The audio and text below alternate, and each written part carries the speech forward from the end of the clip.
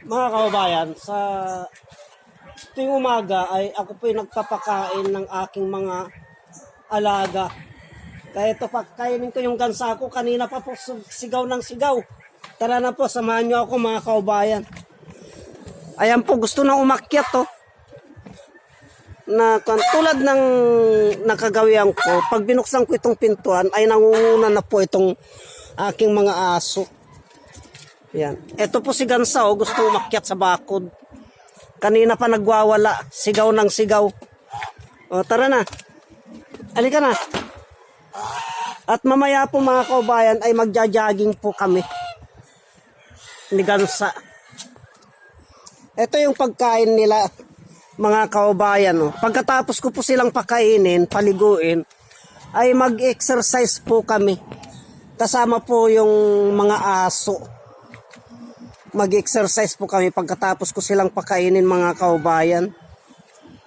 Lalagyan ko muna ng pagkain. Itong kainan nila, lalagyan ko muna po ng pagkain. Pagkatapos po, papalitan ko po yung inuminan nila ng tubig. At ito nga po, kasalukuyan ko na pong linalagyan ang kainan, ang pinggan ng aking mga alaga. Bali 2 pinggan po ito, itong linalagyan ko na ito. At ito nga po, nalagyan ko na, kaya nag-uumpisa na pong tumuka ang aking pato. At ito naman ang aking gansa. Gusto pa pong magpakarga sa akin. Kaya ito, halos yung nguso niya, idinuduldul niya sa may ulo ko mga kaubayan. Ngunit pag ganitong oras ay busy po ako. Kaya ayan, iniwan ko siya at pupunta ako dito sa may gripo ko at bubuksan ko po at isusunod ko naman pong lagyan ang mga inuminan nila. Tuloy magpaligo kay Gansa. Ngunit itong aking Gansa, kung saan man ako pupunta, ay laging nakabuntot po sa akin mga kababayan. Kaya ito, umikot ako at tinitignan ko ang aking kapaligiran. Masyado na palang marumi. Kaya mamaya ay maglilinis ako. At ito nga po mga kababayan, ay tumutulo na ang aking gripo. Kaya papalitan ko naman po itong tubig dito sa kanilang inuminan. Itinapon ko po yung tubig mga kaubayan at linilinisan ko itong balde na pinaglalagyan ng tubig.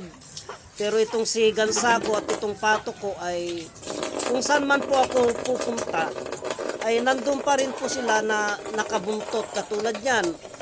Umalis na ako dyan sa may inuminan nila at pumunta naman po ako dito sa kabila ang kulungan mga kaubayan para pwesto ako para sa ganon ay makapwesto ako para mapaliguan ko naman itong si Gansa.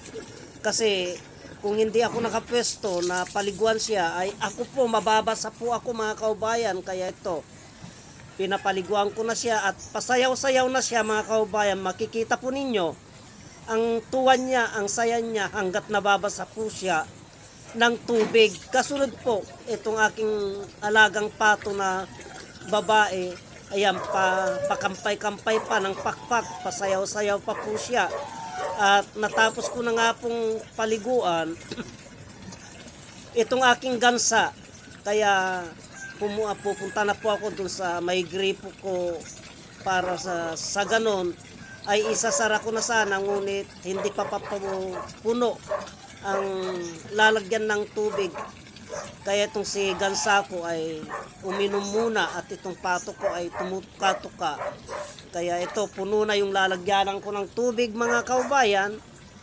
At ito po ay isasara ko na para sa ganon ay hindi ganong aapaw yung gripo. At isusunod ko na pong kukunin itong isang balde mga kaubayan, itong isang inuminan ng aking pato para sa ganon ay malagyan ko po ng tubig. Kasi ah, hindi pag dyan isang inuminan nila mga kaubayan ay hindi ganong lumalapit yung aking alagang barako na pato. Kaya ibubukod ko po yung inuminan ng isa kong barako para sa ganon ay makainom po siya, masarili niya po. At ito nga po, linalagyan ko na yung inuminan ng barako ko, pinupuno ko na po ng tubig habang itong itong si Pato na babae at si Gansoy ay hindi po naghiwalay mga kaubayan kung nasaan. Si Gansoy, nandun din itong Pato. Ayaw niyang sumama dun sa barako na pato at ito nga po puno na mga kaubayan, binuhat ko na at ilalagay ko naman po dun sa kabila para sa ganun, pero kailangan patayin ko muna itong gripo para hindi po siya aapaw ng husto mga kaubayan. At yan nga po, napatay ko na yung gripo at kukunin ko naman po itong isang inuminan para ilipat ko. At yan nga po, naipwesto ko na siya at ito kakargahin ko na si Gansa. Dahil hanggang dito na lang ang video na ito. Marami pong salamat.